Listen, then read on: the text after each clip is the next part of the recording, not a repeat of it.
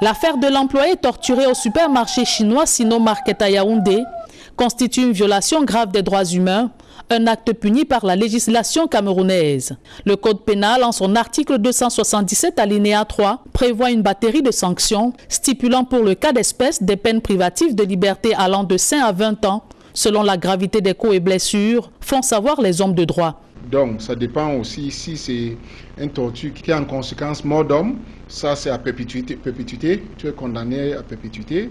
Si c'est une torture qui laisse une partie de ton corps endommagé, tu as 10 ans à 20 ans. Et lorsque c'est torture simple, c'est entre 2 et 5 ans. Donc, dans le cas d'espèce, il faut toujours évaluer la magnitude de cette torture. En plus du code pénal, l'employeur chinois et ses complices camerounais tombent également sous le coup de la loi du 14 août 1992 portant code du travail, régissant les rapports contractuels entre employeurs et employés, assurant la protection de l'intégrité physique et morale, l'hygiène et la sécurité de tout employé sur le lieu du travail. Une disposition légale non respectée dans certaines entreprises nationales, mais surtout étrangères. Pour l'avocat Maître Kamwa Limène, le gouvernement a démissionné de sa mission de protection des citoyens. Regarde, c'est triste que dans un pays comme la nôtre, on peut permettre que des étrangers viennent.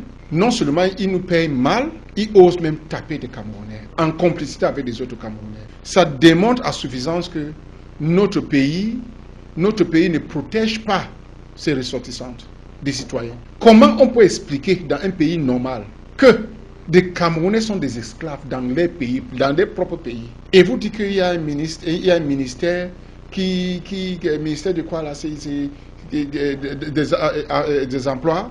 L'avocat au barreau du Cameroun énumère aussi de nombreux cas où des ressortissants chinois et autres expatriés asiatiques s'attaquent violemment aux Camerounais sur les sites d'exploitation minière à l'Est Cameroun. Et face à toutes ces violences sur nos compatriotes et violations constantes de nos lois, l'homme de droit demande aux autorités compétentes à prendre toutes les mesures qui s'imposent. J'appelle toutes les autorités de prendre leurs responsabilités au fait que ça ne reproduise plus dans ces pays. Et que des Camerounais refusent d'être traités comme ça dans les pays, parce que dans des autres pays, ça ne peut pas se passer comme ça. Toutes les victimes doivent saisir le bâtonnet de l'ordre des avocats. Parce que l'une de ces missions qui fait avec la fierté, c'est de protéger les faibles.